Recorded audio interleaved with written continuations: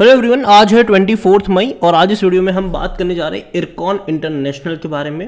देखिए, सरकारी कंपनी है ये और पिछले कुछ टाइम में जब से रेल विकास निगम में तेज़ी आई थी उसके बाद हमने देखा कि सारे रेलवे शेयर्स भाग रहे थे, जिसमें से रेल विकास निगम भी था, इरकॉन भी था, IRFC भी था, रेलटेल भी था। बढ़िया रफ्तार देखी।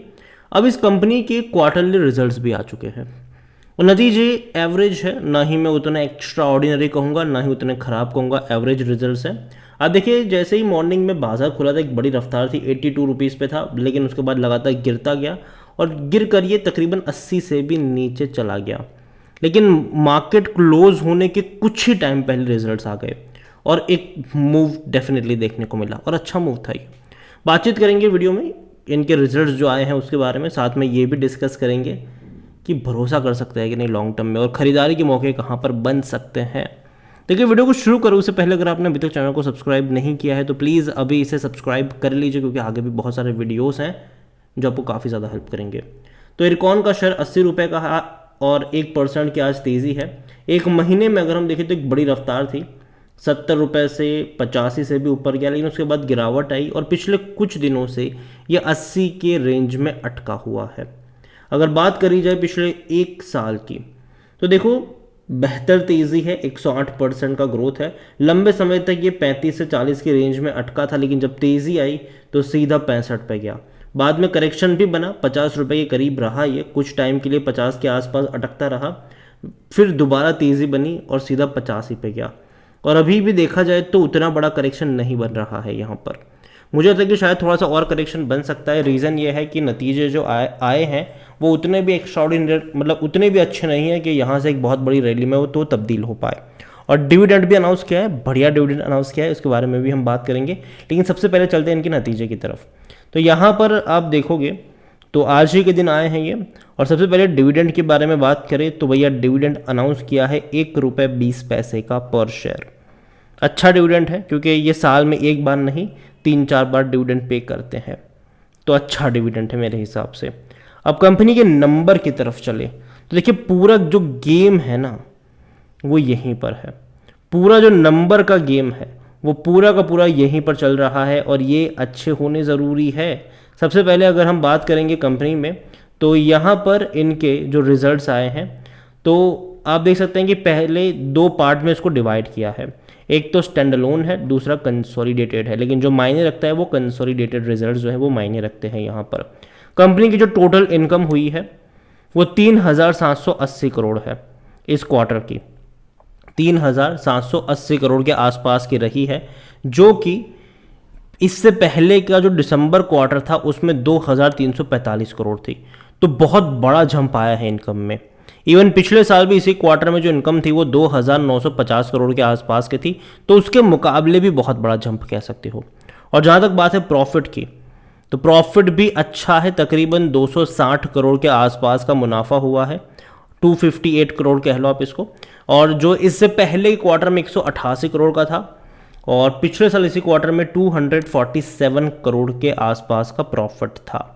तो प्रॉफिट देखा जाए तो अच्छा इंक्रीज है, चाहे पिछले क्वार्टर से देखोगे तो अब तो बहुत अच्छा इंक्रीज है, पिछले साल से देखोगे तो थोड़ा सा इंक्रीज है, उतना बड़ा नहीं लेकिन थोड़ा सा इंक्रीज है।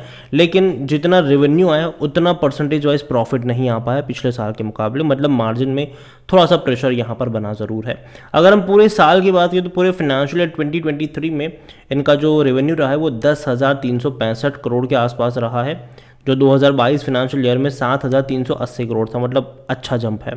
सेम चीज़ प्रॉफिट को लेकर भी आप कह सकते हो कि प्रॉफिट भी इनका जो इस बार हुआ है वो तकरीबन 775 करोड़ से भी ज़्यादा को है पूरे फाइनेंशियल ईयर की बात करें तो, और जो पहले 600 करोड़ से भी कम था। तो क्वार्टर ऑन क्वार्टर ग्रोथ है, ठीक है, लेकिन कोई उतना बड़ा ग्रोथ नहीं। देखो, रेवेन्यू वाइज बेहतर ग्रोथ है, लेकिन प्रॉफिट वाइज देखो तो कोई उतना बड़ा ग्रोथ नहीं है कि हम ये कह लें कि यहाँ से एक दिन में 5-10% की तेज़ी दिखा देगा। हाँ, डेफिनेटली 1-2% की तेज़ी देखने को मिलेगी, लेकिन उसके बाद एक करेक्शन भी आपको यहाँ पर देखने को मिल सकता है। कंपनी अच्छी है इरकॉन, डेफिनेटली कंपनी में मेरे हिसाब से कोई उतनी बड़ी, मतलब कोई ऐसी बुराई नहीं है, लेकिन हाँ कि भैया डिविडेंड जो है वो भी अच्छा पे कर रहा है। और एक चीज़ ये भी है कि थोड़ा सा आपको यहाँ पर कॉशियस होने की ज़रूरत बनेगी यहाँ पर।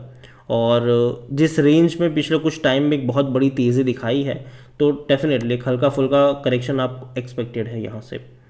वॉल्यूम अच्छे हैं, 1,45,00,000 से भी ज़्यादा के यहाँ पर क्वांटिटी में शेयर ट्रेड होते हमें नज़र आ रहे हैं। इतना ही नहीं, कंपनी के बारे में अगर हम बात करें तो according to Moneycontrol user 8% लोग कह रहे हैं बेचो, जबकि 92% लोग कह रहे हैं खरीदारी करो। थोड़ी अच्छी बात है। कंपनी में डिविडेंड की बात है, ये देखो गेम यहीं पर है।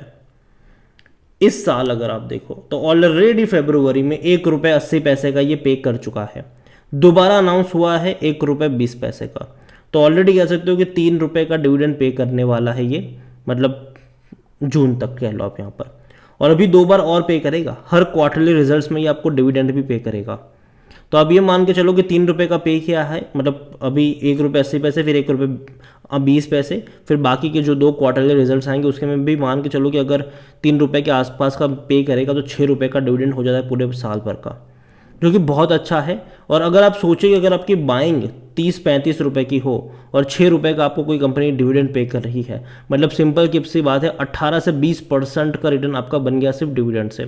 और यही वजह है कि मैं इन कंपनियों में हमेशा कह रहा था कि जब भी सस्ता था कि भैया खरीदो और भूल जाओ, लॉन्ग टर्म में डिविडेंड से ही आपका अच्छा खासा पैसा यहाँ पर बन जाएगा। सेम चीज़ मैंने रेल विकास निगम को लेकर कही थी, सेम चीज़ मैंने इरकॉन को लेकर कही थी, सेम चीज़ मैंने IRFC को लेकर कही थी, सेम चीज़ मैंने वेदांता को लेकर कही थी कि जब भी गिरावट आती है ऐसी कंपनियों में जो अच्छा डिविडेंड पे आउट करता है, वहाँ पे खरीदारी करके अगर आप बैठ जाते हो तो जब शेयर में तेज़ी आती है, जब शेयर 2 गुना हो जाते हैं, तो जो डिविडेंड पे आउट है वो भी 2-3 गुना बढ़ जाता है और आपको फ़ायदा मिलता है कि आप वहाँ पर आपकी बाइंग प्राइस तो कम ही है, लेकिन आप बड़ी क्वांटिटी लेकर बैठे हो तो आपको डिविडेंड बहुत बढ़िया मिलता है, बेहतरीन डिविडेंड मिलता है अगर आपकी बाइंग प्राइस कम लेवल पर है तो।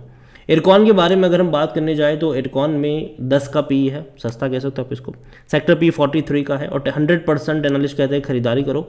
जहाँ तक बात करेंगे हम शेयर होल्डिंग की, तो भैया शेयर होल्डिंग में जो प्रमोटर के पास है वो 73.18% की होल्डिंग है। और देखो सरकार है यहाँ पर, गवर्नमेंट है, और गवर्नमेंट कंपनी अगर अच्छा पैसा छाप रही है तो अच्छा डिविडेंड भी आपको पे करेगी। क्यों?